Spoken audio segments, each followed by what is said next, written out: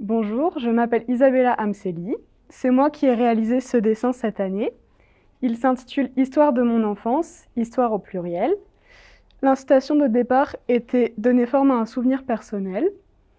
Il est au format 30 par 42 cm sur papier. Pour les techniques, j'ai utilisé du pastel sec pour avoir un rendu un peu flou, puisqu'une image mentale, surtout quand elle est un peu ancienne comme celle-ci, ce n'est jamais parfaitement net et c'est souvent un peu fragmenté. C'est aussi pour cela que j'ai laissé le fond blanc et qu'il y a ce contour noir un peu irrégulier et flou sur les bords. Pour les détails, j'ai utilisé du crayon de couleur. J'ai nommé ce travail Histoire de mon enfance tout simplement parce qu'il décrit les moments où je racontais des histoires à une de mes meilleures amies qui est représentée ici.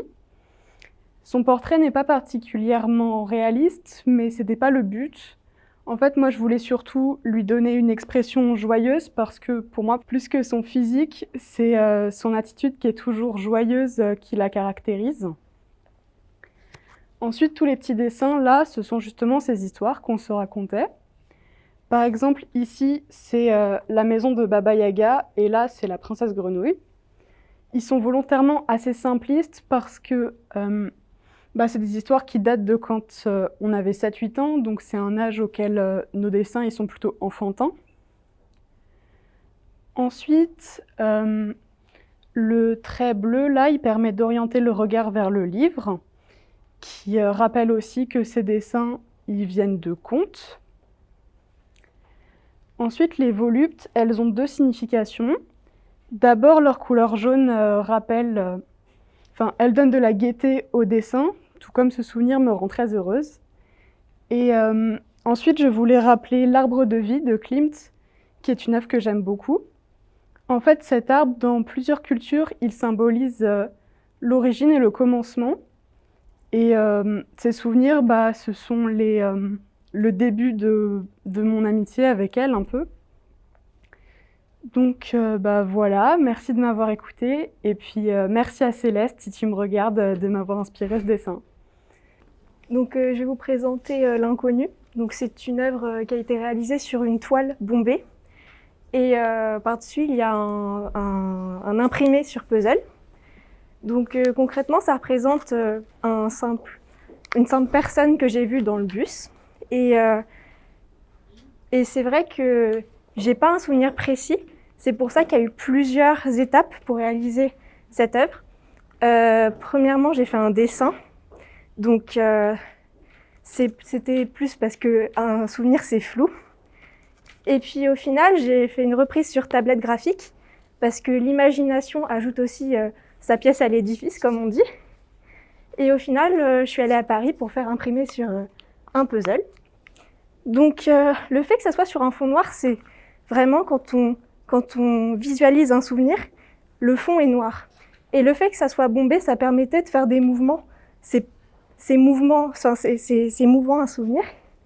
C'était surtout pour ça. Et ensuite, le puzzle, il est détaché par endroits pour montrer qu'on visualise des morceaux, mais ils ne sont pas directement accrochés au souvenir principal. C'est pour ça qu'ici, c'est ce dont je me souviens le mieux. Il y a des détails qui sont plus précis, parce que ça m'a marqué. Et le reste, c'est très, très noir, vraiment, ça a disparu. À tel point qu'il y a des pièces qui sont tombées. Donc très clairement, c'est des morceaux que je ne retrouverai jamais dans ma mémoire. Et tout simplement, je pense que ça représentait bien le fait qu'un souvenir, c'est unique. Et en fonction du moment où on pense au souvenir, c'est jamais exactement la même chose. Donc voilà, c'est ce que j'ai voulu représenter. Et voilà, c'était Inconnu. Bonjour, je m'appelle Claire et je vais vous présenter mon œuvre qui s'appelle Souvenir du mur et je l'ai faite pour l'incitation Donner forme à un souvenir. Mon œuvre, c'est un triptyque, donc c'est-à-dire que c'est 3 œuvres distinctes, mais qui, si elles sont en désordre ou si elles ne sont pas ensemble, elles n'ont aucun sens. Donc pour faire cette œuvre, j'ai pris 3 cartons que j'ai découpés à la même taille et après j'ai fait mes dessins dessus au crayon à papier, puis j'ai repassé avec de la peinture acrylique. C'est un souvenir qui s'est passé quand j'étais en maternelle. Donc on le regarde de haut en bas. Alors À cette époque, en face de mon école, il y avait un parc et avec mes amis, on voulait aller dans ce parc. Donc pendant 2 mois à peu près, tous les jours, on se réunissait autour d'une madeleine pour savoir comment passer par-dessus le grillage de mon école. Un jour, ma cousine, qui faisait partie du groupe, elle est arrivée, elle nous a dit « J'ai inventé quelque chose qui s'appelle la courte échelle ». Et du coup, on a fait la courte échelle à notre ami, le seul garçon du groupe. Sauf que un camarade nous a vus et est allé le dire à une maîtresse, donc on s'est fait punir. J'ai choisi de raconter ce souvenir parce qu'il est encore très vif dans ma mémoire, je me rappelle très bien. Et en fait, surtout, tout le monde, encore, enfin des membres de ma famille, des adultes, ils m'en parlent parce que ça a marqué tous les esprits. Et il faut savoir que dans mon école, tous les plus grands, ils savaient qui on était parce qu'on était ceux qui avaient fait passer Aurélien par-dessus le mur. Donc le mode de dessin, j'ai voulu faire des dessins enfantins pour rappeler que c'est un souvenir qui vient de mon enfance et des couleurs vives, pareil pour raconter l'enfance. Le fond est noir parce que je me rappelle très bien, mais il n'a pas vraiment d'importance dans le dessin. Et j'ai tout recouvert d'un voile blanc parce que c'est un voile sur le passé. Forcément, les souvenirs, ils sont altérés avec le temps et donc j'ai voulu représenter ça. Pour moi, j'aimerais bien une exposition idéale, ce serait sur un mur noir, de la même couleur que le fond noir à peu près, pour bien faire ressortir en fait ce voile sur le passé. Merci. Bonjour, je m'appelle Louise et je vais vous présenter mon œuvre qui s'appelle Balade sur l'eau. Donc, comme médium, j'ai utilisé l'assemblage, comme technique de l'aquarelle mélangée avec de l'acrylique et un médium granuleux pour faire le goudron. Et comme support, une boîte en plastique et une feuille que j'ai collée à l'intérieur. Donc, ça représente un souvenir de vacances qui m'a marqué puisque c'est le dernier souvenir de vacances que j'ai. La boîte est rectangulaire pour faire une vision panoramique, comme le champ de vision humain, et pour représenter un peu comme le cadre d'une télévision qu'on peut regarder. Donc ça représente le champ de vision. C'est pour cela que le bateau dépasse du cadre, comme si la personne était assise dedans. Donc j'ai représenté des fleurs sur le pont en 3D et avec des couleurs vives parce que cela m'a marqué. Et pour centrer la vision sur le milieu de l'image. Donc j'ai représenté aussi le centre de l'image plus clair que les bords pour créer un contraste, puisque le milieu de l'image dans le souvenir est très clair par rapport au bord qui est un peu plus flou. La texture granuleuse sert à créer la texture du goudron. J'ai rajouté du coton sur les bords pour représenter le flou de la mémoire. Donc il y a un bout manquant dans l'image pour montrer que la mémoire est saccadée, que c'est une recréation du souvenir et que ce n'est pas une réalité. L'exposition idéale serait sur un socle au niveau des yeux, comme des jumelles. Voilà. Bonjour, je m'appelle Martin Chevalier. Je vais vous présenter mon œuvre que j'ai réalisée dans l'option artistique de Sainte-Marie en seconde. J'ai décidé de représenter une voiture car lorsque j'étais petit, j'étais passionné de sport automobile et notamment de Formule 1. J'avais donc de nombreuses voitures comme ça à la maison. J'ai décidé de la représenter cassée avec une roue sur le côté car je n'étais pas très soigneux avec mes affaires. Et la plupart finissaient comme ça. J'ai essayé de la représenter le mieux possible par rapport à la réalité. J'ai choisi les couleurs rose et noir car elles représentaient la voiture d'un pilote français en 2019. C'est pour ça que j'ai décidé de la représenter comme ça. J'ai un lien très particulier avec cette voiture car c'est ma passion depuis que je suis tout jeune. J'ai passé des heures à jouer avec des voitures comme ça durant mon enfance. Et donc, ça me tenait à cœur de créer une œuvre comme celle-ci. Elle s'appelle Souvenir d'enfance pour rappeler le fait que c'est un objet qui m'était familier durant mon enfance, avec lequel j'ai passé de nombreuses heures. Bonjour, je m'appelle Soana et je vais vous présenter mon œuvre qui se nomme Le Cauchemar. J'ai répondu à la citation « Donner forme à un souvenir ». C'est une peinture acrylique sur papier de format 56 x 42 cm que j'ai réalisée cette année. La première chose qui me soit venue à l'esprit quand j'ai pensé à la citation, c'était un cauchemar. Donc c'était ce cauchemar. C'est un cauchemar dans lequel je suis enfermée dans une pièce sombre, seule, et où j'essaye de partir. Je trouvais ça plus facile de me rappeler d'un souvenir triste que d'un souvenir joyeux parce que ça m'a plus marqué. Donc après ce cauchemar, je me réveillais en pleine nuit et j'arrivais plus à dormir. Et c'est ça que j'ai voulu représenter sur cette peinture. Donc sur la peinture, on voit un personnage qui me fait référence avec autour des ombres, comme un peu les démons d'un cauchemar, et autour des mains en pastel pour montrer un peu qu'on essaye de m'attraper. Et dans les yeux, ici, on peut voir des personnages qui essayent de s'évader, comme moi, j'essaie de m'évader de la pièce dans mon cauchemar. J'ai voulu, quand j'ai fait cette œuvre, que dès qu'on la regarde, on puisse se mettre à la place du personnage et imaginer à quoi il peut penser. Pour mon exposition idéale, j'aimerais mettre cette peinture sur un fond noir et quelque chose de plutôt sombre pour bien faire ressortir tout ce qu'il y a dessus. Et donc voilà, merci de m'avoir écouté. Bonjour, je m'appelle Léa Vido, je suis en seconde 8 et l'œuvre s'appelle Le premier pas sur la lune. Il faut bien insister sur le premier et l'incitation c'était appropriation d'une image historique. J'ai pris cette image parce que ma mère m'en a énormément parlé quand j'étais petite et du coup ça montre que ça a vraiment marqué la génération de nos parents et c'est un événement assez proche de nous. Donc j'ai choisi intéressant de prendre cet événement. Il y a beaucoup d'éléments, mais je pense que le plus intéressant serait de parler des mélanges de styles que j'ai fait.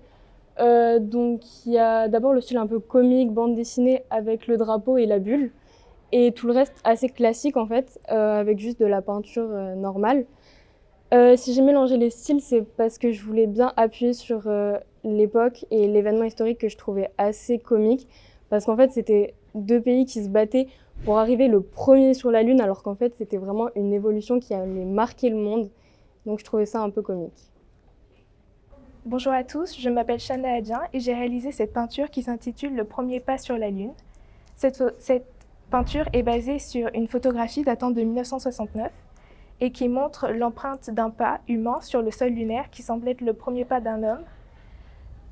J'ai décidé d'adopter une vision plus pessimiste et plus péjorative de cet événement, notamment en rétrécissant l'échelle du pas et de l'adopter sous les mêmes teintes que le sol lunaire, ce qui le rend très discret et a pour but de démontrer que malgré l'incroyable exploit scientifique qui a poussé à cette réalisation, c'est quand même quelque chose d'assez mince par rapport à l'immensité de l'espace. Tous les éléments ici présents sont réalisés avec de l'acrylique et du papier. J'ai choisi d'opter pour des couleurs froides et une approche assez sobre pour illustrer l'aspect finalement assez sombre de cette conquête spatiale. Pendant la guerre froide, cette réalisation avait pour but de démontrer que les Américains étaient plus avancés et plus en quelque sorte supérieurs que les Russes. Et à mon sens, cet événement n'illustre pas l'unicité de l'humanité et donc la paix. Pour une exposition idéale, j'aimerais une grande salle qui mettrait en avant divers supports sur cette réalisation et cette conquête spatiale et sur la guerre froide. J'aimerais également un système mécanique qui permettrait de tourner cette réalisation différemment dans d'autres sens afin d'observer qu'il n'existe pas de sens contraire ou de mauvais sens et que ce sens semble observer la Lune, la Terre par rapport à la Lune, mais dans l'autre sens, on semble provenir de la Terre pour observer la Lune. Bonjour, je vais vous présenter ce projet basé sur l'appropriation d'une image historique. C'est un projet que j'ai réalisé en 2020 et qui s'intitule Le Mur. Donc c'est une œuvre représentant le mur de Berlin et sa chute dans la nuit du 9 novembre 1989. C'est un événement majeur dans notre histoire puisqu'il marque la fin du communisme. Je l'ai réalisé sur tablette et avec le logiciel Procreate. Au départ, je voulais le faire sur papier et je n'avais pas beaucoup d'idées, mais ça rendait mieux sur tablette étant donné que je voulais le faire de face. Donc je voulais faire un contraste entre le mur qui est sale, vieux, avec des ombres et des tags, et le ciel qui a une apparence plutôt cartoonesque, avec une idée de simplicité que je vois dans les oiseaux et dans les nuages qui sont très basiques. Je vais vraiment m'approprier cet événement avec la vision de quelqu'un qui était privé de liberté à cette époque. Le mur est tellement grand et haut qu'il prend toute la place et on ne voit plus l'horizon. Donc c'était évident pour moi qu'ils prennent toute ma page. Le mur séparait la population d'Allemagne de l'Ouest et d'Allemagne de l'Est et les privait de liberté. Une liberté que j'ai représentée avec un ciel qui est le même pour tous puisqu'il n'a pas de limite. Et les oiseaux sont libres de voler là où ils le souhaitent sans contrainte et sans passeport.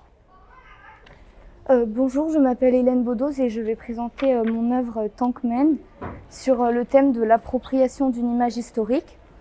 Donc j'ai choisi l'image L'homme de Tiananmen, prise par Jeff Widener en 1989 lors des violentes manifestations à Pékin. Donc on y voit un homme qui se tient devant un tank sur une route. Je me suis approprié cette photo et j'ai créé une sculpture sur socle en bois. J'ai aussi utilisé de la peinture acrylique, du fil de fer et du tissu comme médium. Donc, la sculpture représente l'individu devant le tank, mais il y a une différence de taille qui est évidente. Donc l'homme est plus grand que le tank, qui paraît enfantin et grossier. Donc, le tank, il est montré un peu comme une arme enfantine, mais qui a pourtant des conséquences dévastatrices, puisque il y a les corps qui sont traînés par ce tank, donc comme si c'était les victimes de la manifestation, mais pas seulement, enfin des victimes de la guerre. Donc le tank, c'est un peu l'incarnation de la guerre, de la violence. Les différences entre l'homme et le tank sont là pour montrer un peu la fragilité corporelle de l'humain. Donc j'ai choisi de montrer cette fragilité grâce au changement de médium. Donc l'homme est en fil de fer et le tank en argile. À travers la taille très grande de l'homme, j'ai voulu montrer aussi sa force de pensée, d'esprit, etc. Donc pour dire que l'homme, il est apparu pour vivre, créer, et le tank, il a seulement été créé pour tuer et pour être dans des combats de guerre. Donc à travers cette œuvre, j'ai voulu montrer que la puissance, elle n'est pas définie par la force physique ou par, elle n'est pas définie par la force physique et les armes, mais plutôt par la sagesse et la grandeur de l'esprit. On voit aussi que il n'y a rien autour du tank et de l'homme, c'est pour montrer un peu que comme si le temps s'était arrêté. Voilà, merci de m'avoir écouté. Alors bonjour à tous, je m'appelle Koulibaly Aminatou, je suis une élève de l'atelier art et aujourd'hui je voudrais vous présenter mon art qui s'intitule L'abolition de l'esclavage.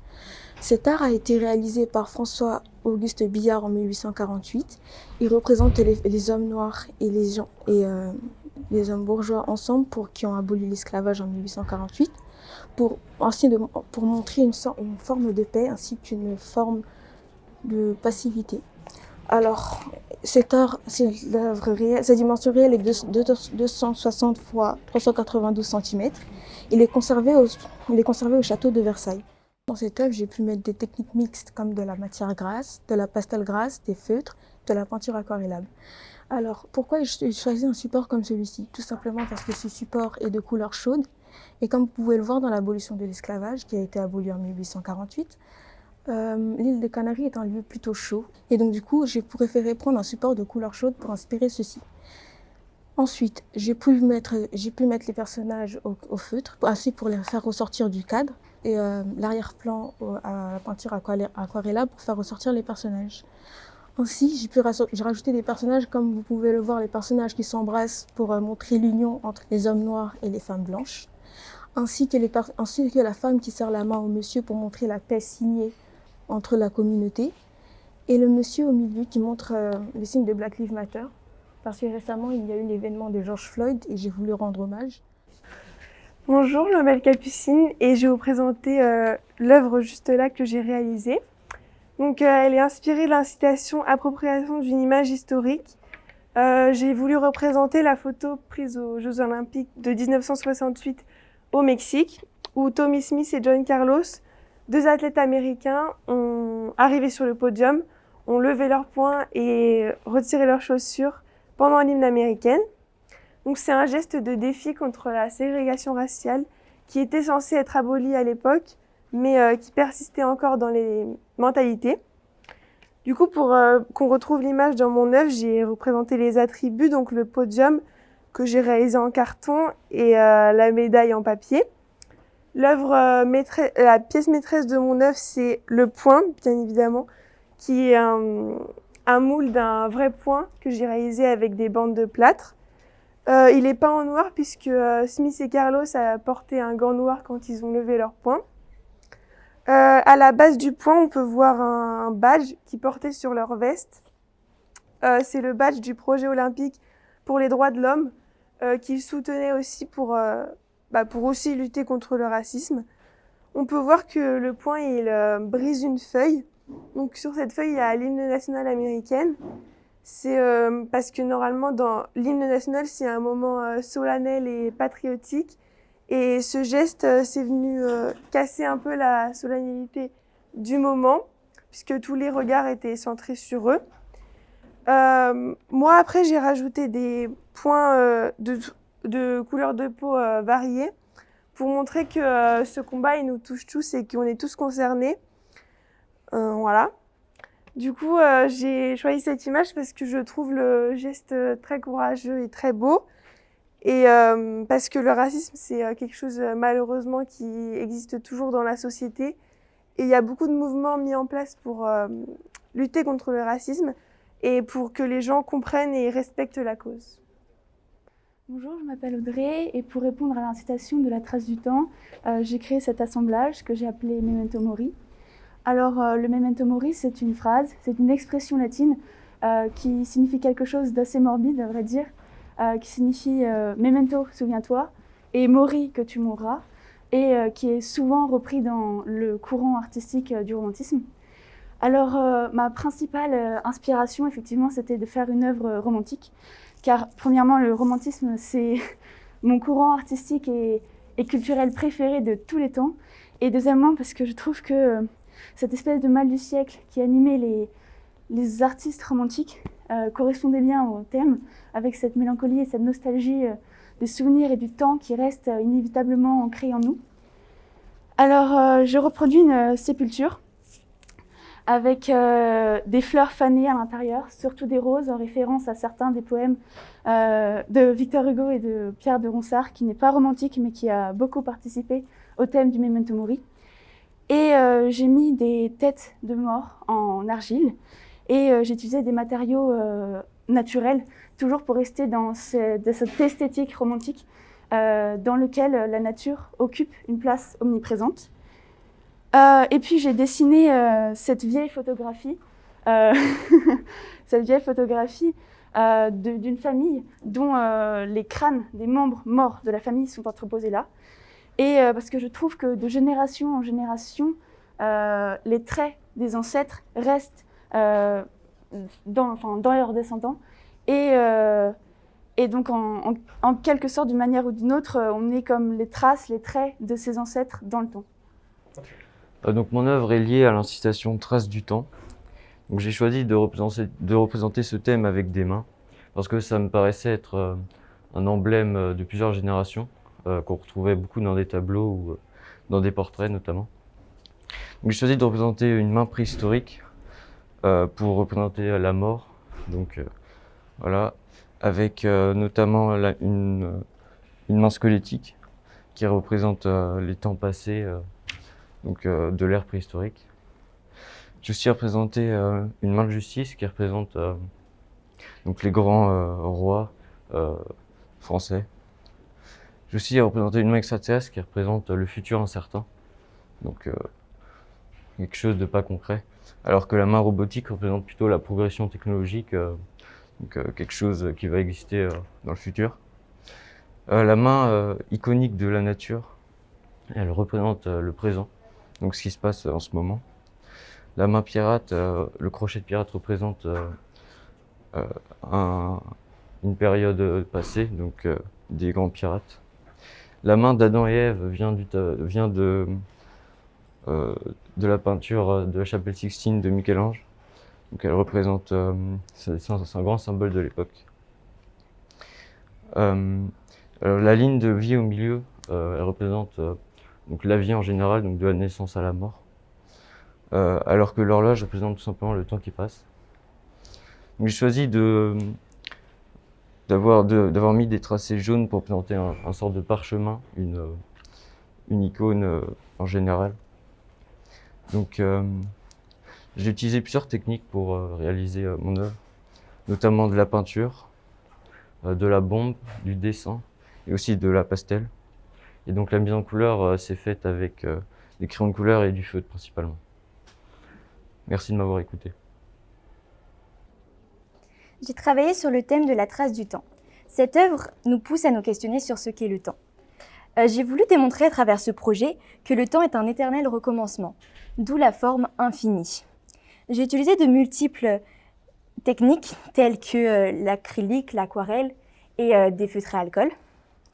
J'ai défini la trace du temps comme l'ensemble des événements qui se sont passés au fil du temps. C'est pourquoi j'ai décidé de représenter les guerres mondiales, car elles sont historiques et à jamais gravées dans nos mémoires. L'œuvre est représentée comme un plateau de jeu avec différentes cases qui évoquent chacune un moment précis des faits de guerre. Premièrement, on peut voir la Première Guerre mondiale avec les soldats, les barbelés, les tranchées et les drapeaux qui représentent les deux plus importantes nations, donc l'Allemagne et la France. Ensuite, on peut voir le traité de Versailles, le krach financier, l'avènement d'Hitler, la Seconde Guerre mondiale qui est représentée par le camp de concentration d'Auschwitz, et la paix qui est représentée avec les couleurs noires et blanches, correspondant respectivement aux sombres heures de la guerre et à la paix. Ainsi se cache derrière la paix de l'obscurité qui pourra mener à une autre guerre, et on revient à la case de la Première Guerre mondiale. Cette œuvre nous fait prendre conscience qu'il est important de connaître son histoire pour ne pas répéter les erreurs du passé. Bonjour, je m'appelle Pierrick Morvan et avec mon binôme Martin Chevalier, on a fait une œuvre sur l'incitation de la trace du temps qui s'appelle le livre infini. Le concept de ce livre, c'est qu'il n'a ni début ni fin. La dernière page de celui-ci ramène à la première. Pour ce faire, nous avons utilisé une feuille cartonnée que nous avons découpée en plusieurs parties afin de faire les pages. Nous avons ensuite utilisé avec du crayon le croquis, que nous avons ensuite passé au noir, au feutre noir. Puis pour la couleur, nous avons rajouté de la craie que nous avons étalée.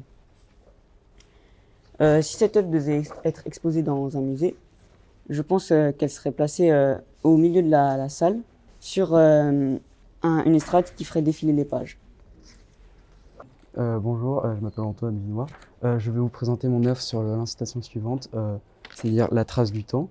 Donc c'est un personnage qui représente le temps qui passe avec des traces de pas derrière lui.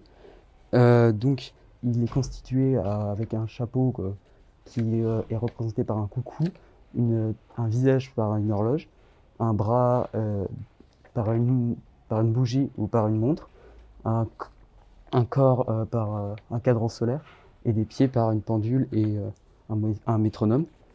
Je l'ai laissé en noir et blanc pour faire contraste avec le dessin et pour mieux le faire ressortir. Bonjour, cette œuvre s'intitule Un lien entre les époques pour l'incitation La trace du temps. Elle illustre la trace et l'importance des conflits que peut endurer un pays au cours du temps et son très grand impact sur le paysage en fonction des cas. J'ai choisi d'utiliser un médium digital, c'est donc une œuvre numérique, ou plutôt 3 dessins numériques dessinés séparément et collés ensemble pour avoir le format et l'apparence d'une frise chronologique. La taille des 3 dessins est de 63 cm en longueur et 8 cm en largeur au total. Les 3 événements historiques sont représentés par 3 paysages très différents qui sont pourtant censés être le même lieu. Donc pour l'histoire fictive de ce pays, on peut voir le premier paysage, dessiné tout à gauche, qui montre la construction, ou plutôt une période pacifique. J'ai donc dessiné une scène plutôt calme, avec des couleurs chaudes qui rappellent un lever de soleil, pour signifier un peu comme les débuts d'une histoire. Le deuxième dessin illustre la destruction, par exemple par les guerres ou autres raisons. Le paysage de la première période est détruit et en ruine. Et enfin, le troisième montre la reconstruction. J'ai dessiné un endroit où les maisons sont refaites, la paix est revenue dans le pays. Il y aura toujours des périodes de guerre et de paix, juste des différentes durées de temps entre ces périodes. De plus, si on retourne le sens normal d'une frise, donc de gauche à droite et maintenant de la droite vers la gauche, cela reviendra au même, un paysage calme, paisible, puis détruit pour être reconstruit à nouveau. L'ordre dans lequel on regarde l'œuvre importe donc peu. L'objectif de mon œuvre est de montrer que le temps est un recommencement éternel et que l'histoire se répète toujours. C'est aussi pourquoi j'ai choisi quelque chose qui représente une frise chronologique, qui illustre le temps qui passe et qui montre sa trace, visible le plus souvent par les changements de décor. Bonjour, je m'appelle Hélène Baudoz. Et moi, c'est Solène Lionel-Ogo. Et nous présentons notre œuvre Les visages de cendre sur le thème La trace du temps. Donc, avec comme médium de l'argile, de la peinture acrylique, des cigarettes et des cendres. Donc, la sculpture est faite de 3 cendriers en argile, représentant un même visage vieillissant de plus en plus. Donc le premier est jeune, plein de vie, le second est plus adulte, plus froid, et le dernier paraît accablé, très âgé. Pour accentuer cette idée de vieillesse progressive, on a eu l'idée de faire de ces sculptures des cendriers et de poser des cigarettes sur chacun d'eux.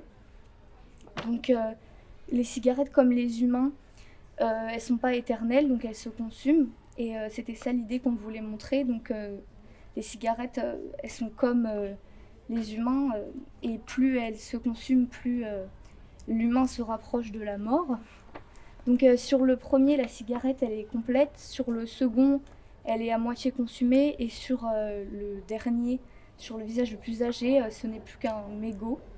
Donc à travers cette œuvre, nous voulons montrer le temps qui se consume, notamment et qui passe, notamment avec les rides qui s'accentuent au fur et à mesure du temps qui passe. Ensuite, il y a les couleurs. Au début, on commence avec des couleurs violettes, roses, qui sont plutôt chaudes et qui tournent vers un bleu-vert, et ensuite qui finissent sur un vert très pâle. Les yeux sont ouverts quand la personne est bébé, notamment pour montrer l'émerveillement. Et le bébé est prêt à découvrir le monde. Dans la deuxième personne, qui est plus âgée, les yeux sont plus fermés, mais encore un peu ouverts, comme s'il était fatigué déjà du monde. Et sur le troisième, les yeux sont très fermés et il y a des cernes. Le troisième paraît déçu ou avec un certain désespoir. Et on peut voir l'œuvre comme on le veut, c'est-à-dire qu'on peut y voir un sentiment, une femme, un homme ou soi-même. Et le ton, en fait, c'est une des choses que l'homme ne peut pas contrôler, il ne peut pas arrêter, mais il peut choisir ce qu'il va en faire. Donc le consensus général de cette œuvre, c'est que le temps, il laisse des traces en se consumant sur les visages. Donc, cette œuvre se nomme Times Pictures. L'incitation, c'est la trace du temps. C'est une œuvre collective. Au départ, on voulait faire un dessin représentant des pantins. Puis on a hésité à faire en 3D et en les construisant et en faisant une photo. Et on a eu l'idée au final de faire cette photo avec des vraies personnes. Donc Madame Hatton et Madame Mélé ont accepté qu'on fasse ce projet en salle Chénier. Il y a Coraline et Soriana qui ont maquillé les personnes. On a fait plusieurs photos en salle Chénier, on s'est mis d'accord sur une seule photo, puis on a fait un montage. Donc la photo de fond vient du film Alien, et c'est le créateur Giger qui a reçu l'Oscar pour effets spéciaux, et c'était pour renforcer l'idée de mort. Puis il y a 3 morts qui représentent les divinités du destin. Le fil représente la vie d'un être, et l'or, la solidité et la force. Et les personnes au sol sont des pantins qui représentent la mort. Donc je vais vous présenter notre projet qui est basé sur l'incitation La trace du temps. C'est une maquette intitulée La plage évolutive qui représente 3 époques différentes, donc le 19e siècle où les premiers bourgeois vont à la plage, le XXe siècle où c'est la guerre, donc le débarquement, et le XXIe siècle avec le retour des personnes sur la plage après le confinement. Donc on a utilisé du carton plume, du plastique, du sable et de la peinture acrylique. Pour ce faire, on a mis du coton sur le carton plume qu'on a recouvert de film plastique pour donner forme à la maquette. Puis on a mélangé la peinture acrylique avec du sable pour donner un aspect granuleux. Et enfin, nous avons sculpté des personnages dans de l'argile avec différents habits en fonction des différentes époques. En premier plan, nous pouvons voir une mer immaculée, sauf durant la guerre, où il y a des navires et des corps. En second plan, nous pouvons voir des personnes qui se divertissent avant et après la guerre. En revanche, durant la guerre, il y a des abris, des barbelés et des corps meurtris. En second plan, nous pouvons voir des bunkers un bunker qui construit durant la guerre est toujours présent plusieurs décennies plus tard. Ainsi, il fait partie intégrante du paysage et permet de se souvenir du passé. Grâce à cette maquette, on a pu prouver la présence de la trace du temps dans le présent et tout son impact en fonction de son environnement et de ce qui l'entoure. Bonjour, je m'appelle Coraline et aujourd'hui je vais vous présenter une œuvre que j'ai faite avec Elena. Donc c'est un dessin sur papier et l'incitation est portrait du présent pour les générations futures. Donc ici on peut observer un carton et on peut observer des papiers déchirés et froissés à l'intérieur et autour il y a des mains. Donc là il n'y a pas de couleur parce que nous avons décidé de juste de dessiner au crayon papier et ensuite de repasser les contours au stylo pour mettre en valeur certains détails. Donc on a essayé de représenter une boîte temporelle qui est inspirée de la capsule temporelle. Donc une capsule temporelle est une capsule dans laquelle on met des informations et des biens qu'on va ensuite donner aux générations futures. Donc on a représenté sous la forme d'une boîte quand on a pensé qu'il aurait été plus facile de voir les détails sous la forme d'une boîte. Et donc ici on peut observer les mains de différentes personnes où il y a des personnes de différents âges et pour représenter la diversité des individus.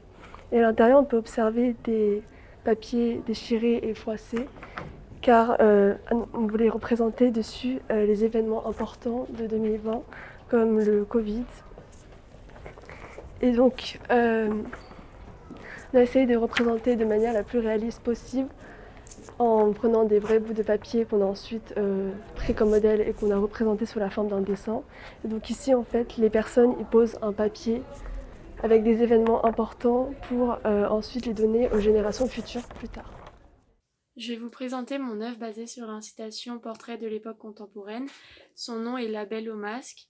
Les médiums utilisés sont le dessin avec un mélange de techniques et le photomontage sur papier. Les techniques utilisées sont les crayons de couleur, les marqueurs et le photomontage. J'ai choisi de mélanger les techniques pour faire ressortir certains éléments et donner plus de réalisme au dessin. Par exemple, j'ai utilisé les marqueurs pour les éléments principaux pour les faire ressortir et les crayons de couleur pour les couleurs froides sur les bâtiments et le ciel pour justement les faire pour qu'ils soient secondaires face au reste. Le photomontage permet de rendre vraiment réaliste cette publication. Au premier plan, on peut voir une jeune fille portant un masque, ce qui représente l'époque actuelle et les conditions sanitaires, sur un passage piéton dans une grande ville américaine. Entourée de voitures et d'un taxi jaune, j'ai inventé cette ville de toutes pièces à partir de mon imagination, tout en m'inspirant de grandes villes américaines. J'ai essayé au maximum de respecter la perspective avec un point de fuite. Dès le début, j'ai pensé à une collégienne ou lycéenne dans la rue observant le monde autour d'elle noyé sous les actualités du moment comme le coronavirus. Elle ressort vraiment du dessin grâce à sa place isolée et le fait que je l'ai dessinée comme un personnage de cartoon avec des yeux surdimensionnés et vides. Cela renforce l'opposition entre l'arrière-plan et le personnage central qui semble vraiment totalement isolé et perdu face à ce qui l'entoure. J'ai choisi de réaliser une page Instagram car c'est devenu un réel moyen d'expression à notre époque. Beaucoup de personnes possèdent un compte sur les réseaux sociaux et peuvent se sentir oppressées et isolées face à l'exposition de leur vie privée et de celle des autres. C'est ce que j'ai essayé de montrer à travers cette publication. Bonjour à tous, je suis Madame Maton. J'enseigne dans le cadre des ateliers artistiques avec les élèves de seconde à l'Institution Sainte-Marie. Cette année, les élèves ont travaillé sur le thème de la mémoire. Au fil de diverses incitations, ils ont produit des œuvres sensibles, sensorielles et singulières en s'interrogeant sur la mémoire individuelle, la mémoire collective, l'appropriation de faits historiques pour en produire une œuvre personnelle. Ils ont cherché à donner forme à des souvenirs en s'intéressant aux caractéristiques de l'image qui est fragmentée, incomplète, détaillée à certains endroits, imprécise à d'autres et inexorablement reliée à un ressenti. Ils ont aussi été amenés à s'interroger sur la notion de temps, à la fois comme sujet et comme élément constitutif d'une œuvre. Et ils ont aussi réfléchi au présent en se demandant ce que sera finalement, qu'est-ce qui restera du présent dans le souvenir collectif et la mémoire individuelle. Alors pour mener à bien leur projet, les élèves peuvent choisir leurs moyens de production. Ils ont expérimenté divers techniques et médiums au cours de cette année. Je tenais à les féliciter parce qu'ils ont produit des œuvres de qualité, qu'ils ont tous évolué de façon positive, qu'ils se sont toujours montrés enthousiastes et persévérants malgré un contexte difficile. Et je voulais aussi remercier particulièrement la direction de l'institution, Monsieur Arnaud Corbic, Madame Elena Pillon, la société SOE et Youssef, sans qui l'exposition virtuelle n'aurait pas pu avoir lieu.